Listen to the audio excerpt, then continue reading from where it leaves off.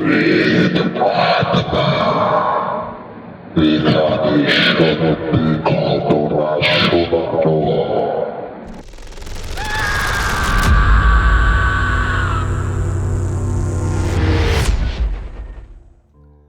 বন্ধুরা, সবাই কেমন আছো?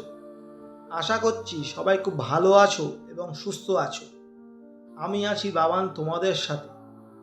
আজকেও চলে এলাম নতুন একটি সত্যি ভয়ানক ঘটনা নিয়ে। প্রেত আত্মা। সবাইকে জানাচ্ছে সুস্বাগত।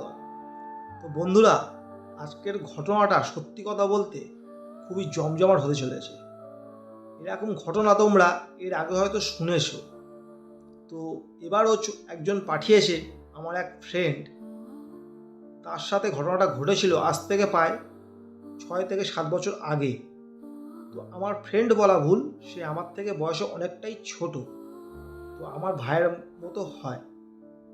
তো আমি বন্ধুরা ঘটনাটা আমি আমার মতো করে চেষ্টা করি তোমার সাথে তুলে ধরা।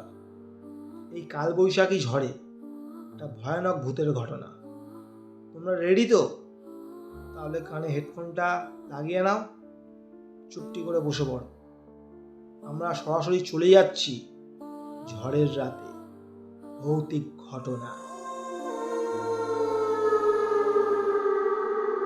আমি আকাশ, আমার 2 বন্ধু ছিল পলাশ এবং রাজু।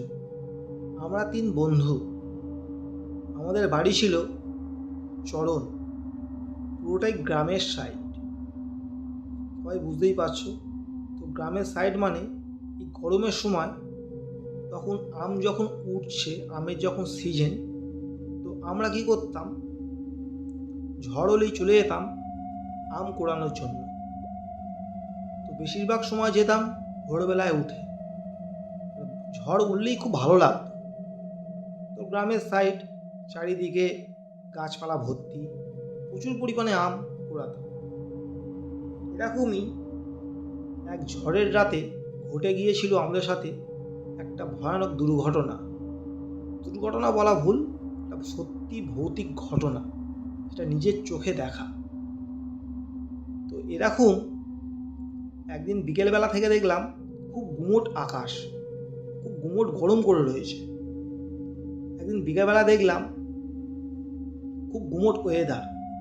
তো আমি তাই পলাশকে আর রাজুকে বললাম, জানিস তো ভাই, আজকে রাতে যদি ঝড় হয় না, তাহলে আম কুড়াতে যাব, বুঝলি? ওরাও বলল যে হ্যাঁ যাবো, কোনো অসুবিধা নেই। দেখিস ভাই, যে বাগানটার কথা বলছি বন্ধুরা আমি, সেই বাগানটা ছিল সত্যি কথা বলতে খুবই ভুতুড়ে। মানে দিনের বেলাতেও সেখানে মানুষজন যায় না, জঙ্গল হয়ে থাকে। তো আমরা সাহস করে ঠিক করলাম যে প্রত্যেকের হাতে টর্চ নিয়ে চলে যাব ঝড় উঠলেই সেই বাগানে। তো এরকম ঠিক 9টার দিকে ঝড়টা উঠল, হালকা ঝোড়ো হাওয়া, তার সাথে আবার বিদ্যুৎ চমকানো, মাঝে মাঝে আবার বজ্রাঘাতও পড়ছে। বাড়ি থেকে বারণ করলো মা, এই দেখ আজকে আমটাম কিছু কোড়াতে হবে না, যদি কোড়ানোই হয় তাহলে সকালবেলায় যাস। তো আমি তখন মাকে বললাম, দেখো মা, আমি তো একা যাব না, আমার সাথে পলাশ এবং রাজু দুজনেই যাব। তো আমি তো একা যাব না, আমরা 3 জন মিলে যাব। বললো, দেখ যা ভালো বুঝিস কর, ঝড়ের সময় না যাওয়াটাই উচিত, তো ডাল টাল ভেঙে পড়বে। মা অনেকবার বারণ করা সত্ত্বেও আমি কিন্তু কোনো কথা শুনলাম না। আমি পলাশকেও বলেছিলাম আর রাজুকেও বলেছিলাম যে যাও। তো যেমন ভাবনা ঠিক তেমনই কাজ। আমরা চলে গেলাম 3 জনে ওই বাগানে। তো পলাশ এবং রাজু দুজনের বাড়ি আমার বাড়ি থেকে প্রায় 2-3টে বাড়ির পরে, মানে হাফ ডেলি শোনা যায়। তো আমরা তিনজনের ছোটো ছোটো আমরা 3 জনেই বেরিয়ে গেলাম হাতে করে একটা প্লাস্টিক নিয়ে আম কোড়ানোর জন্য সেই ভুতুড়ে বাগান। তো ছোট বয়স যেহেতু, তো মনে খুব সাহস, ভূতের ভয়টাই ছিল না। তো আমের যে লোক, সেটা যারা কোড়ায় তারাই বুঝতে পারে। তো আমরা বাগানে 3 জনে দিকে ছড়িয়ে গেলাম। যেহেতু আম বাগানটা অনেক বড় আর অনেক জঙ্গলও হয়ে রয়েছে, তো টর্চ নিয়ে, হাতে একটা লাঠি নিয়ে চলে গেলাম সেই বাগানে। বাগানে ঢুকে এবার আম কুড়ানো শুরু করেছি। মাঝে মাঝে ঝোড়ো হাওয়া দিচ্ছে আর আমগুলো ধূপধাপ পড়ছে।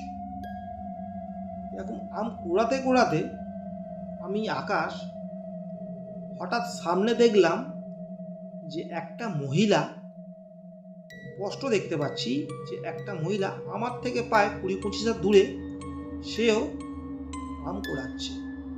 মানে সে ঘুরে ঘুরে বেড়াচ্ছে। আমি ভাবলাম যে সে হয়তো আমটাম কুড়াচ্ছে। আমি কিছু বলিনি। প্রথমে দেখে একটু ভয় পেয়ে গেলাম যে এরকম 9:30টার মতো বাজে, এত রাতে এরকম আম আবার কে কুড়াচ্ছে, ভালো সাহস বলতে হয় তো। তো আমি আমার মতো আম কুড়াচ্ছি হাতে টর্চ নিয়ে। তো মহিলাটাও দেখি আম কুড়াচ্ছে, ঘুরে ঘুরে বেড়াচ্ছে। আমি যতটা মহিলাটার কাছে যেতে চাইছি, মহিলাটা আমার থেকে ঠিক ততটাই দূরে চলে যাচ্ছে। মানে 20 থেকে 25 হাত গ্যাপ সবসময় বজায় রাখছে। তো প্রথমে আমি অতটা ভয় পাইনি। হঠাৎ দেখি আমার পিছনে কার যেন একটা স্পর্শ পেলাম। স্পর্শ পেতেই সঙ্গে সঙ্গে আঁতকে উঠলাম। আঁতকে উঠে পিছনে তাকিয়ে দেখি পলাশ আর রাজু দুজনে চলে এসেছে। এসে বলছে, কি রে, তোর কি আম কুড়ানো হলো? অনেক আম কুড়ানো হয়েছে, চল চলে যাই, রাত্রিরও হচ্ছে, বৃষ্টিটাও পড়ছে। বললাম, হ্যাঁ ভাই চল। বললাম, জানিস তো এখানে না একটা মহিলাকে দেখলাম। কে বলতো ওটা? বললাম, কোথায় মহিলা, কোথায়? বলছে, এই তো দেখ। বলে সামনে যেই টর্চ ফেলেছি দেখলাম কোথাও কিন্তু কেউ নেই। তাহলে মহিলাটা কোথায় গেল? একটু ভয় পেয়ে গেলাম। তখন এবার বললাম যে, জানিস তো আমি স্পষ্ট দেখেছি একটা মহিলা। তখন বলে, তুই তাহলে ভুল দেখেছিস। আজ সত্যি বলছি ভাই, বিশ্বাস কর, স্পষ্ট দেখেছি আমি। বলে আমরা এবার সেখানটায় খোঁজা শুরু করলাম সেই মহিলাটা কোথায় গেল। ওই সেকেন্ডের মধ্যে মহিলাটা কোথায় গায়েব হয়ে গেল। তাহলে কি এটা কি ভূত? প্রথমে তো বিশ্বাস করিনি।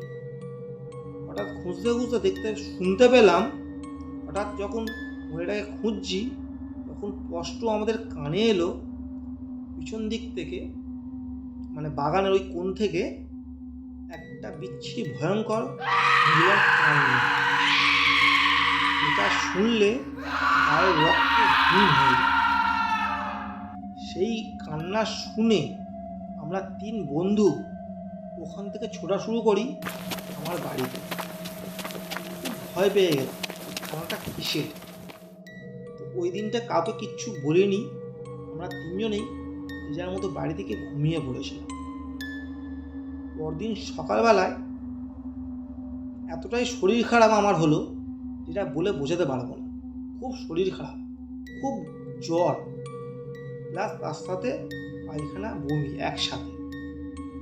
তো আমরা তখন, শুধু আমার জ্বর বলে নয়, আমার যে 2টো বন্ধু ছিল ওদেরও খুব শরীর খারাপ হয়েছিল। তো সেই মুহূর্তে মা তখন আমাকে বকা দিল যে, দেখেছিস তো কালকে রাতে এরকম ভিজেছিস, তাই তোর শরীর খারাপ হয়েছে।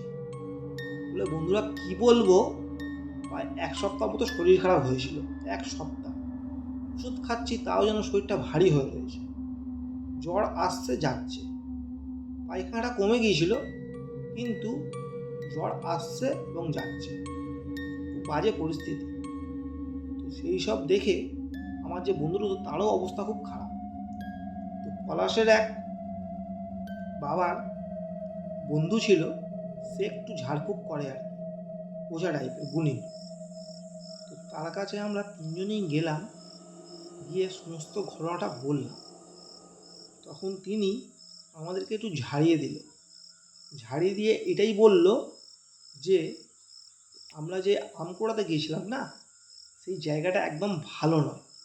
আর আমাদের 3 জনের রাশি ছিল খুবই হালকা। তো যার জন্য ওর ওই বাতাসটা নাকি আমাদের নাকি গায়ে লেগে গেছে।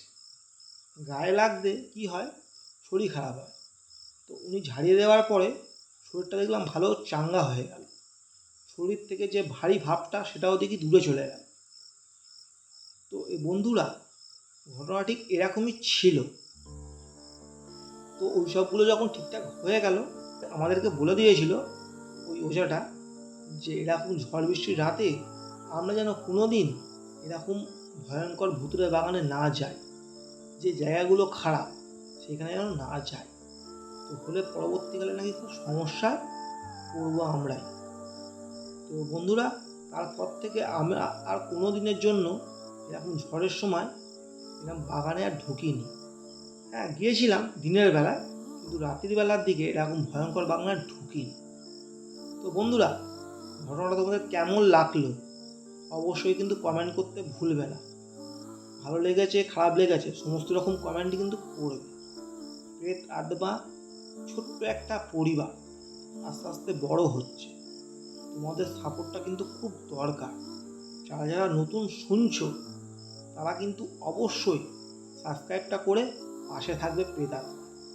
তো তোমাদের কাছে যদি এরকম কোনো ঘটনা থাকে তো অবশ্যই আমাকে পাঠাতে পারো আমার এই হোয়াটসঅ্যাপ নাম্বারে। তো বন্ধুরা, সবাই খুব ভালো থেকো এবং সুস্থ থেকো। প্লিজ চ্যানেলটা সাবস্ক্রাইব করে দিও, লাইক, শেয়ার এবং কমেন্ট করতে কিন্তু ভুলবে না। তোমরা বেশি বেশি করে একটু শেয়ার করে দিও। তো বন্ধুরা, আজকের মতো তাহলে টাটা। আবার ফের চলে আসবো পরের সপ্তাহে ঠিক একটি ভৌতিক ঘটনার। আজকের মতো টাটা, গুড নাইট।